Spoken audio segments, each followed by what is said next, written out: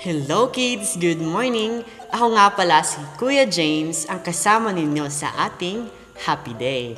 Ayan, pero bago tayo magsimula, hindi nawawala ang ating battle cry. So mag-energy level check muna tayo mga kids. Handa na ba kayo? Alam kong handa na kayo. So, 1, 2, 3. It's Saturday. It's a happy day. It's a happy day. It's Saturday. Ayan, alam kong excited na kayong marinig ang word ni Lord for today mga kids. Kasi nga, you are excited every day. No? So, ang topic natin for today is a new beginning. Sa ating paglalakbay kasama si Lord mga kids, kailangan natin magkaroon ng bagong simula. Diba? Kailangan natin magkaroon ng new beginning. Sa ating pagkakaroon ng bagong simula mga kids, iiwanan na natin lahat ng mga pangit o lahat ng mga bad things sa buhay natin. Kagaya ng bad attitude, bad character, saying bad words, or disobedience, at iba pa. At magiging mabait na tayo sa ating mga magulang, diba? Sa ating mga kaibigan, diba? At sa lahat ng taong nakapaligid sa atin. Okay ba yon? Ayan, okay na okay. So mga kids, meron akong tanong sa inyo. Nakarinig na ba kayo sa word na baptism? Diba? Familiar ba sa inyo yun? O sa Tagalog ay tinatawag na baptismo. Yan ang pag-uusapan natin ngayong araw. So ano nga bang ibig sabihin ng baptism o baptismo, Kuya James? Ano nga ba? So alam niyo ba mga kids na ang meaning ng baptism is immersion o being completely submerged. So, mas palalawakan pa natin yung ibig sabihin ng baptism. My second question is, familiar ba sa inyo yung submarine mga kids? Diba? Yung submarine, makikita natin yan sa ilalim ng dagat. Diba?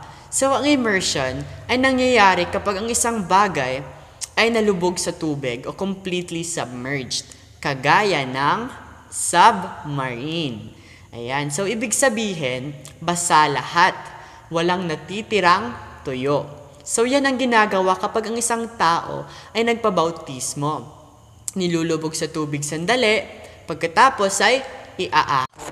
Mas maiintindihan natin kung ano yung ibig sabihin o ano yung kahalagahan ng baptism sa atin mga kids. So, did you know mga kids na si Jesus ay nagpabautismo rin? Diba?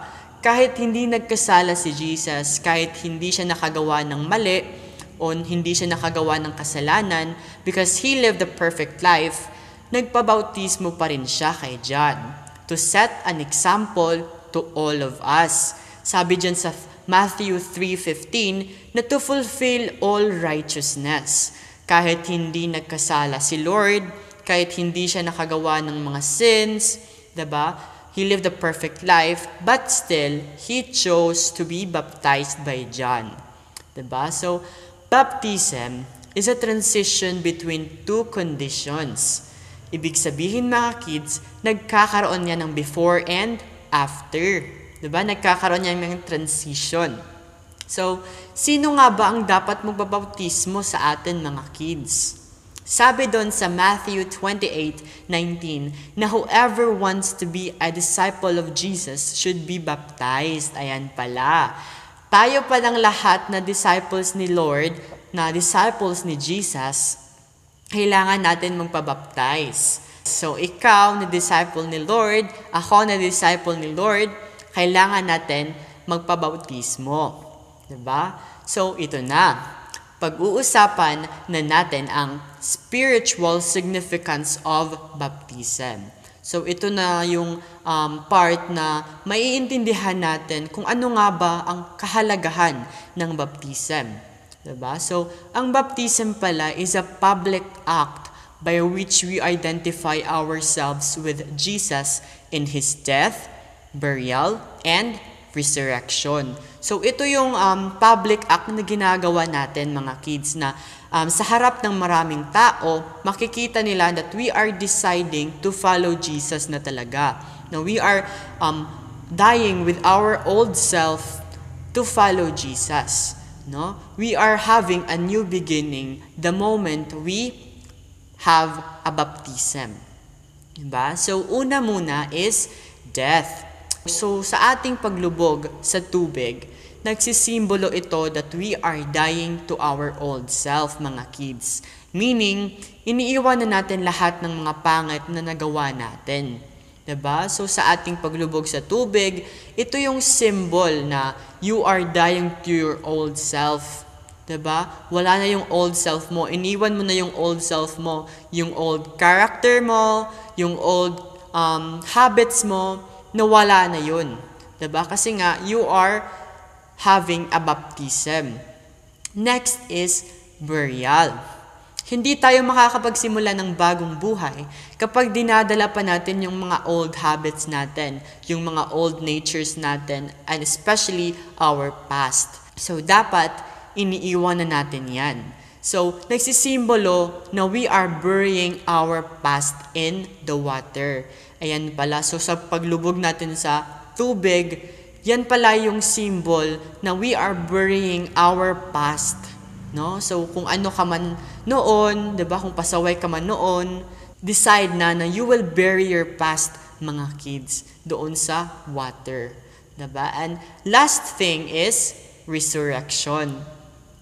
Ito yung magandang part. Or sa ating pag-ahon galing sa tubig, we become a new creation. Meaning, may bagong buhay na tayo, mga kids.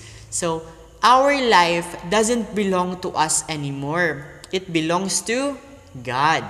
Diba? So, sa ating pag-ahon sa tubig, mga kids, ito yung pag-resurrect. Ito yung symbol na na-resurrect na tayo. Ito yung symbol na nagkakaroon na tayo ng new beginning. So, dapat mga kids, sa ating pagpapabaptize, dapat magkaroon tayo ng faith. Diba? Paniwalaan natin na we are dying our old self and we are born into a new life. So, sa ating pagpapabaptize, we must have faith. So, paniwalaan natin, mga kids. So, hindi lang tayo nagpapabaptize kasi sinabihan tayo, but we are really decided na we are burying our past already. Diba? And we are born into a new life. So, sinong gustong magkaroon ng new beginning dyan, mga kids? Alam niyo ba, mga kids, na nagpabautismo rin ako noon. Kagaya ko pa kayo, nagpabautismo na ako, bata pa lang ako noon. So, pinaintindi muna sa akin kung bakit magpabaptize, diba? Kung bakit kailangan ito gawin, kung ano yung mga symbols nito.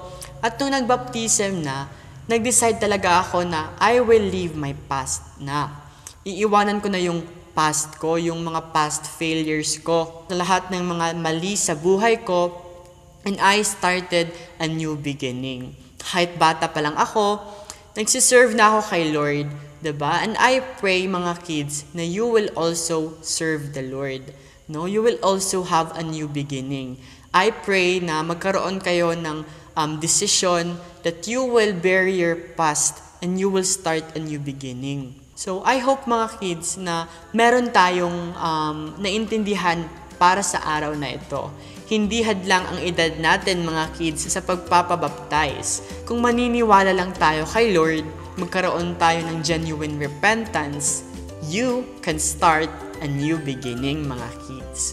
So, I hope that you learned a lot for today's message. So, ayan, hanggang dito na lang tayo, mga kids. Muli, ako si Kuya James ninyo. Bye-bye!